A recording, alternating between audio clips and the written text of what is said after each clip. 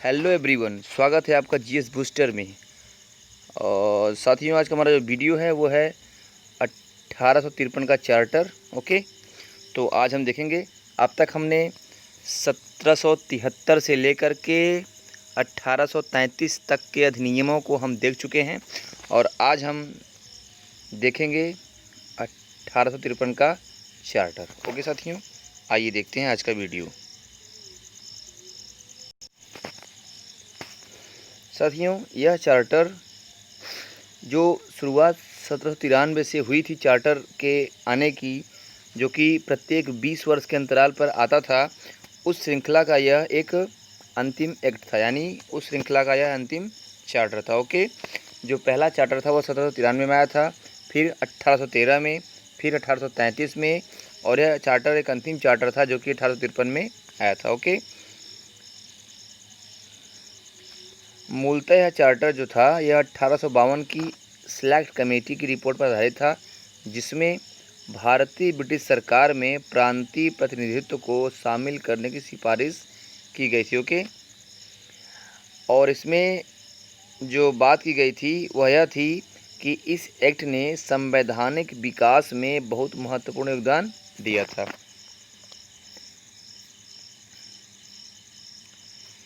आइए देखते हैं इसके कुछ महत्वपूर्ण बिंदुओं को।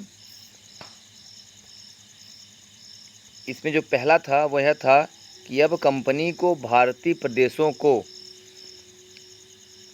तब तक के लिए अपने अधीन रखने की अनुमति दे दी गई थी जब तक संसद चाहे, यानी ब्रिटिश संसद की इच्छा अनुसार कंपनी भारतीय प्रदेशों को अपने अधीन रख सकती थी।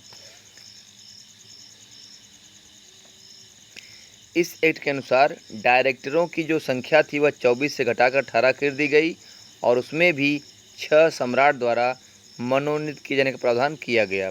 ओके, तथा कंपनी में नियुक्तियों के मामलों में डायरेक्टर्स का जो संरक्षण था वह समाप्त कर दिया गया। गवर्नर जनरल की परिषद में जो चौथा विधि सदस्य था, आपको याद होगा कि विधि आयोग की स्थापना कब की गई थी? 1833 के चार्टर के द्वारा। ओके, और पहला जो विधि सदस्य था कौन था? Lord Macaulay. ओके, तो जो चौथा जो विधि सदस्य था,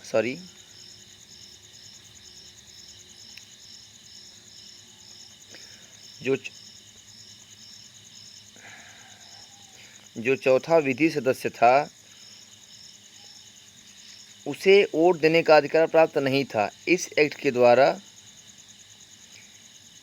के द्वारा गवर्नर जनरल को भी वोट देने का अधिकार दिया गया और उसकी स्थिति को बाकी 3 सदस्यों के समान कर दिया गया। ओके, तो गवर्नर जनरल की जो परिषद में जो चौथा विधि सदस्य था उसको समिति का पूर्ण सदस्य बना दिया गया। ठीक है,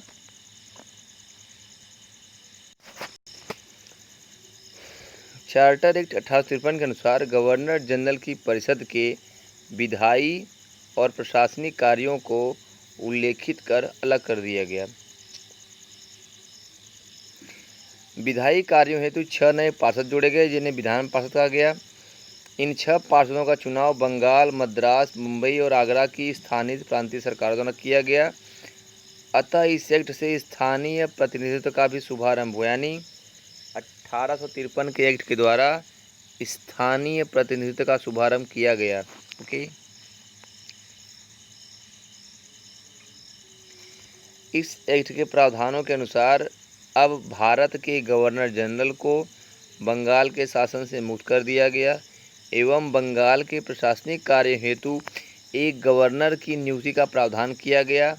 नए गवर्नर की नियुक्ति तक एक अस्थायी लेफ्टिनेंट गवर्नर की नियुक्ति की व्यवस्था की गई। गवर्नर जनरल को अब भारत के शासन को केंद्रीय रूप से संभालना था। जिस केंद्रीकरण की शुरुआत 1833 में हुई थी उसमें ये एक पहला बढ़ता हुआ कदम था, जिसमें अब गवर्नर जनरल को भारत शासन को एक केंद्रीय रूप में संभालना था। इस प्रकार चार्टर एक्ट 1853 के अनुसार भारत में केंद्रीय प्रशासन की नींव रखी गई। ओके, तो ये आप याद रखिएगा, इससे क्वेश्चन बनता है कि केंद्रीय प्रशासन की नींव कब रखी गई? तो 1853 के चार्टर के द्वारा। आगे देखते हैं। इस एक्ट के अनुसार सिविल सेवा की भर्ती हेतु खुली प्रतियोगिता का प्रावधान किया गया, यानी अब नियुक्तियों का जो आधार था उसमें प्रतियोगी परीक्षाओं को शामिल किया गया। ओके।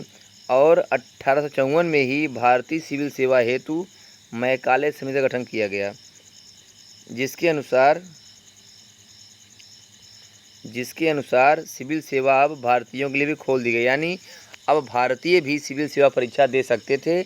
लेकिन उसमें एक अड़चन ये थी कि जो आयु की जो एज क्राइटेरिया थी 1823 साल, वह प्रॉब्लम यह थी कि उस समय के शैक्षणिक स्तर के अनुरूप यह न्यायसंगत नहीं थी, यानी जो उस समय की शिक्षा नीति थी, जो उसमें शिक्षा का स्तर था, उसके अनुसार यह उम्र जो थी यह न्यायसंगत नहीं थी। साथ ही भारत में कंपनी का जो भू क्षेत्र था उसका विस्तार काफ़ी बढ़ जाने के कारण इस एक्ट के द्वारा 2 नए प्रांतों सिंध और पंजाब का भी गठन किया गया। ओके साथियों, यहाँ एक पॉइंट नहीं जोड़ा गया है, उसको आप नोट कर लीजिएगा कि इस एक्ट के द्वारा एक 12 सदस्यीय विधान परिषद, इसको याद रख लीजिएगा, विधान मंडल लिख लीजिएगा, विधान मंडल माने 1853 के एक्ट के द्वारा ही एक 12 सदस्यीय विधान मंडल का भी गठन किया गया था। ओके, तो ये पॉइंट आप नोट कर लीजिएगा। ओके, तो इस एक्ट के द्वारा 2-3 चीज़ें नई हुई थी, जैसे कि पहली बार नियुक्तियों का आधार प्रतियोगी परीक्षाओं को बनाया गया, भारतीयों के लिए सिविल परीक्षाओं को खोल दिया गया, भारत में केंद्रीय प्रशासन की नींव रखी गई, और कंपनी का जो भू क्षेत्र का जो विस्तार था वह काफ़ी बढ़ जाने के कारण पंजाब और सिंध के 2 नए प्रांतों का गठन किया गया। साथ ही गवर्नर जनरल को बंगाल के शासन से मुक्त कर दिया गया और उसे केंद्रीय रूप से शासन संभालने की जिम्मेदारी दी गई। ओके, तो ये रहा आज का वीडियो। अब जो हमारा नेक्स्ट वीडियो होगा वह होगा 1858 का भारत शासन अधिनियम। ओके, मिलते हैं नेक्स्ट वीडियो में, तब तक के लिए शुक्रिया। जय हिंद, जय भारत।